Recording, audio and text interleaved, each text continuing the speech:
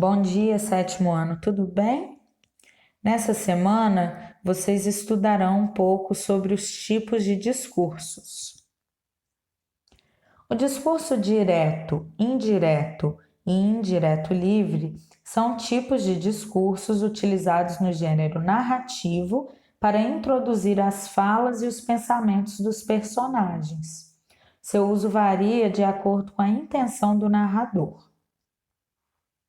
O discurso direto é aquele no qual o narrador reproduz fielmente as palavras de outra pessoa ou personagem, que é o que chamamos de interlocutor em um diálogo.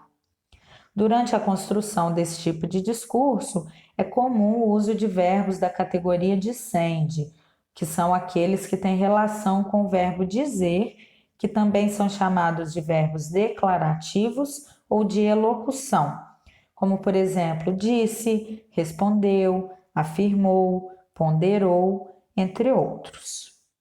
O discurso direto pode aparecer no meio do texto. Para que isso aconteça, são utilizados recursos de pontuação, como as aspas, os dois pontos e o travessão, para demonstrar que a fala é de outra pessoa. Temos aí alguns exemplos do discurso direto.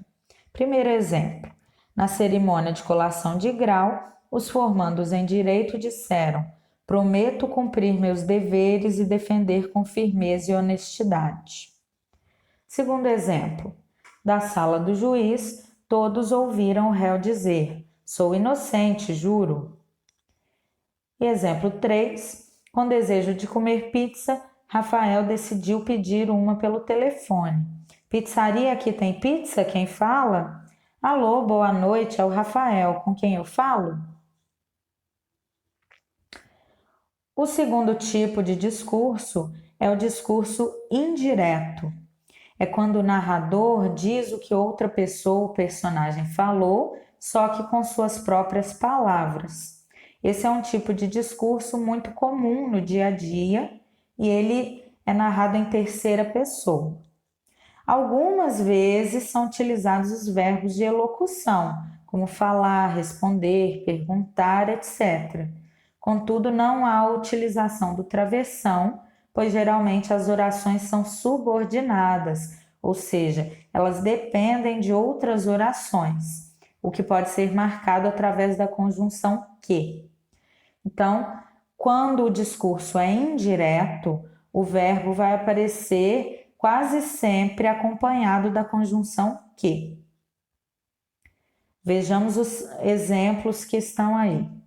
Primeiro, os formandos repetiam que iriam cumprir seus deveres e respeitar seus semelhantes com firmeza e honestidade.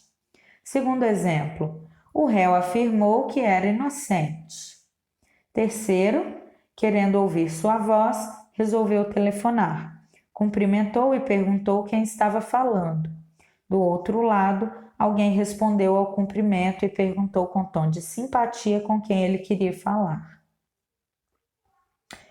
O último tipo de discurso que nós temos é o indireto livre. Esse discurso é a fusão, a mistura do discurso direto com o indireto. Então, há tanto intervenções do narrador quanto as falas das personagens presentes. Não existem marcas que mostrem a mudança do discurso. Então, por isso, as falas dos personagens e do narrador às vezes podem se confundir. Nós temos aí alguns exemplos do discurso indireto livre. Primeiro, fez o que julgava necessário, não estava arrependido, mas sentia um peso. Talvez não tenha sido suficientemente justo com as crianças. Segundo exemplo, o despertador tocou um pouco mais cedo. Vamos lá, eu sei que consigo. E número 3, amanheceu chovendo.